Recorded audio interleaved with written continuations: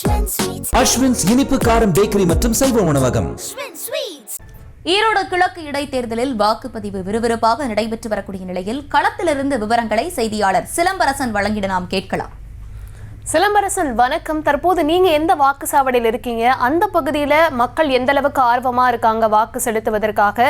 பதற்றமான வாக்குச்சாவடிகள்னு சொல்லக்கூடிய அந்த பகுதியில கள நிலவரம் என்னவா இருக்கு? விவரங்களை வழங்கலாம். நிச்சயமாக நாம் நின்று கொண்டிருக்க பகுதி ஈரோடு கிழக்கு சட்டமன்ற தொகுதிக்கு உட்பட்ட சம்பத் நகர் பகுதியில் உள்ள இந்த 2 வாக்குச்சாவடிகள் அமைக்கப்பட்டுள்ளது. தற்போது நாம் நின்று கொண்டிருந்த பகுதிகள் தான் ஈரோடு மாவட்ட ஆட்சியர் ராஜகோபால் சுன்காரா அவர்கள் முதலாக நீண்ட வரிசையிலும் காத்திருந்து முதலாக தன்னுடைய ஜனநாயக கடமையை மாற்றியிருந்தார். இந்த ஈரோடு கிழக்கு சட்டமன்ற தொகுதி இடைத்தேர்தலை பொறுத்தவரை 53 இடங்களில் 237 வாக்குச்சாவடிகள் அமைக்கப்பட்டு அதே போன்று 9 பதட்டமான வாக்குச்சாவடிகள் என கண்டறியப்பட்டு கூடுதல் பாதுகாப்பு பணியில் ஈடுபட்டு வருகின்றார்கள். குறிப்பாக இன்று காலை 7 மணிக்கு தொடங்கிய வாக்குப்பதிவு தொடர்ந்து விறுவிறுப்பாக நடைபெற்று வருகிறது.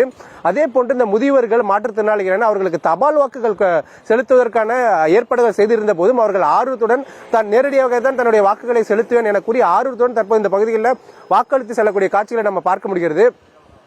தொடர்ந்து 46 வேட்பாளர், குறிப்பாக திமுக சார்பில் சந்திரகுமாரும் அதே போல நாம் தமிழர் சார்பில் சீதா லட்சுமி போட்டியிட உட்பட 46 வேட்பாளர்கள் களத்தில் இருக்கக்கூடிய சூழலில் பிரதானமாக 2 வேட்பாளர்கள் மட்டுமே இந்த களத்தில் இருக்கக்கூடிய சூழல் இங்கு நம்ம பார்க்க முடிகிறது. தற்போது இந்த ஒவ்வொரு பகுதியில் அந்த வாக்குச்சாவடியை நோக்கி அந்த ஈரோடு கிழக்கு சட்டமன்ற தொகுதியில் ஒவ்வொரு பகுதியில் வந்துட்டு இருக்காங்க. அதே போல குறிப்பாக பதட்டமான வாக்குச்சாவடியில் 9 வாக்குச்சாவடிகளை பொறுத்தவரை அந்த பகுதிகளில் கூடுதலாக துணை ராணுவத்தினர் அதே போன்று காவல்துறையும் குவிக்கப்பட்டு அதே போன்று அங்கே வாக்குச்சாவடி மையம் முழுவதும் கண்காணிப்பு கேமரா பொருத்தப்பட்டு அதனை முழுவதும் கண்காணித்து வருகின்றனர். தற்போது இந்த 7 மணிக்கு தொடங்கிய வாக்குப்பதிவு தொடர்ந்து விறுவிறுப்பாக நடைபெற்று வருகிறது. அதே போன்று மாலை 5 மணி வரை இந்த வாக்குச்சாவடியானது இந்த வாக்குச்சாவடிக்குள் வருவதை அனுமதிக்கப்படுகின்றனர்.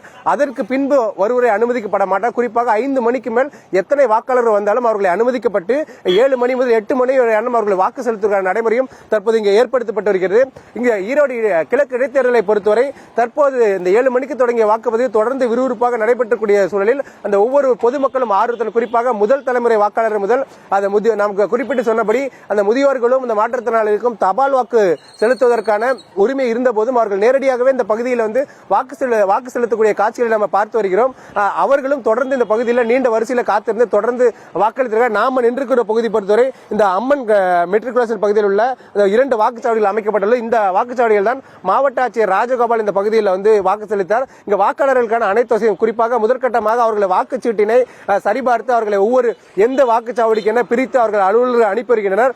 அதனைத் தொடர்ந்து அங்கு அவர்கள் நீண்ட வரிசையில் காத்திருந்து அவருடைய ஜனநாயக கடமையான வாக்குகளையும் அவர்கள் செலுத்தி வருகின்றனர்.